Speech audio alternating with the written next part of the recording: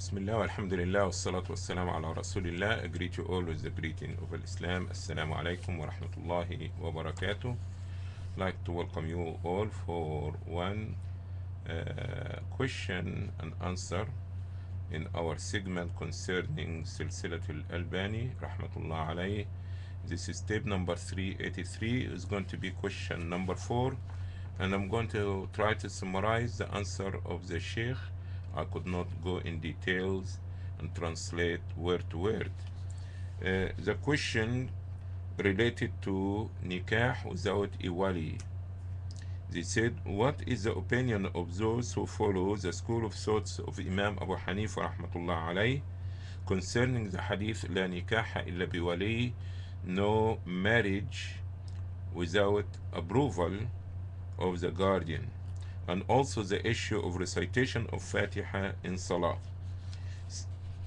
And the question came as a result of what Shaykh al-Ghazali had mentioned in his book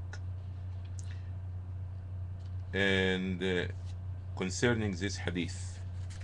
And the Shaykh been questioned, is it their opinion concerning these two issues are reliable and are acceptable in Islam?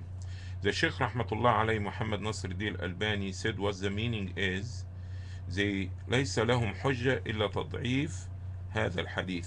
They have no evidence other than weaken or labeling this hadith to be weak. As we understand, Shaykh al-Albani saying, as we understand that Shaykh al-Ghazali and similar other people always talking about taking things to those who are specialized in the field.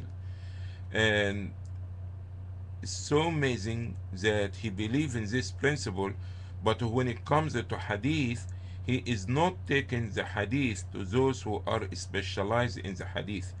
And there is a difference between a person being faqih and a person being a muhaddith. A person who specializes in the knowledge of hadith and a person who is specialized in the fiqh and the understanding in the deen. The scholars of the Hanafiya school, most of them, they weaken certain hadith only to support their school of thoughts, but they are not using the proper principles concerning weaken or strengthen a hadith. As we understand that this is not acceptable in any avenue or any professional. As example, we see that the Hanafiya school or the followers of Imam Abu Hanifa rahmatullah alayh, they did not see reciting the Fatiha during the Salah is a condition or a shart, but they consider it to be a must, due to the hadith of the Prophet sallallahu alaihi wasallam, لا صلاة لمن لم يقرأ بفاتحة الكتاب. There is no prayer for the one who doesn't recite the Fatiha, the mother of the book. They say the hadith is authentic, but the hadith is ahad, is not a mutawatir. And also that the hadith, according to them, could not be specializing a nas which is mutawatir. That because Allah subhanahu wa ta'ala is saying in the Quran, in Surah Al-Muzammil, فَقْرَأُوا مَا تَيَسَّرَ مِنْ, read whatever convenience or at your means in the prayer. So this verse is a general. Allah say recite in the salah whatever you can, but the hadith is saying that no salah for those who did not recite the Fatiha.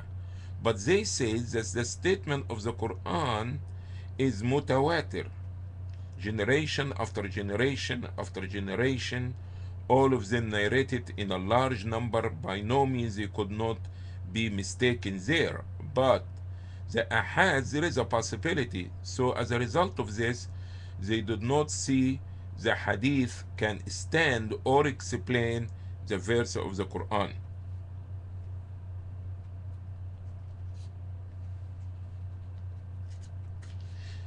In actuality, Shaykh al-Albani said, I don't see how I can deal with a people that they claim to be a fuqaha and knowing fiqh, understanding of the deen, but they did not have understanding to the book of Allah and the sunnah of Rasulullah sallallahu alaihi wasallam. They are not specialized in the knowledge of hadith. As a result of this, they claim that the hadith لا صلاة لمن لم يقرأ بفاتحة الكتاب, no prayer for the one who doesn't recite the Fatiha. They consider that this is ahad. But while we see Amir al-Mu'mineen in the knowledge of hadith, which Imam al-Bukhari rahmatullahi alayhi in his booklet concerning Juz' al-Qira'ah fi as-Salah, he says the hadith is mutawatir. So if we go according the statement of Imam Abu Hanifa and according their books, which is their books full with weak hadith and sometimes fabricated hadith, so that means we could not accept this hadith, while Imam al-Bukhari rahmatullah alayhi is saying that the hadith is mutawatir. Nevertheless, to make a long story short, the problem exists as a result of people utilizing a hadith, claiming that they are weak while they are not weak, because they are not going to the proper source to check the information, and they are not asking the people of knowledge concerning the hadith. They only rely on their fiqh. Nevertheless, we understand people who follow their own desires. They are everywhere at all time. Every day they have a different color. They go with whatever goes and with the waves of that time.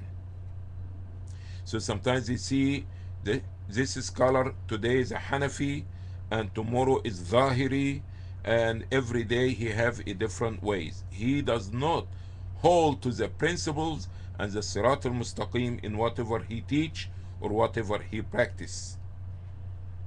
So he will take from each madhab and each school of thoughts whatever convenience for him.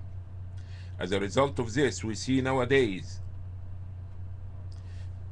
that the people incline towards the madhab of Imam Abu Hanifa rahmatullahi alayhi concerning the marriage, because he have more convenience and makes things much relaxed and easier, especially those who live in Europe and America, because they want to get married but without the proper way, because the guardian is not there, or it's going to be a difficult way for them.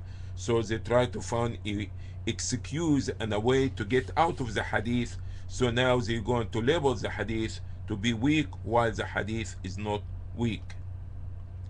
Therefore, he found the same people who's talking about the hadith is not authentic, although some of them claim to be knowledgeable people, they follow their desires, and even some of them, they come in public and say that he love and enjoy listening to so and so singer, and he enjoy such and such, which is made clear by Allah and his messenger to be haram, but they follow the Zahiri school concerning the music, but they are not following what the Prophet ﷺ is saying. And they follow in the marriage the school of Imam Abu Hanifa, but they are not following what the Prophet ﷺ is saying. Nevertheless, the bottom line, we have to understand that the hadith لا نكاح إلا بولي, there is no marriage without a proper guardian. The hadith is authentic and also is supported by the Quran, which is Surah Nisa verse number 25. Allah said, فَانْكِحُوهُنَّ بِإِذْنِ أَهْلِهِنْ, marry them with the approval of their guardian. And Allah subhanahu wa ta'ala knows best. Thank you for watching. May Allah send mercy in our Shaykh, and Allah subhanahu wa ta'ala benefit us with knowledge. سبحانك اللهم بحمدك أشهد أن لا إله إلا أنت أستغفرك وأتوب إليك, and Allah knows best.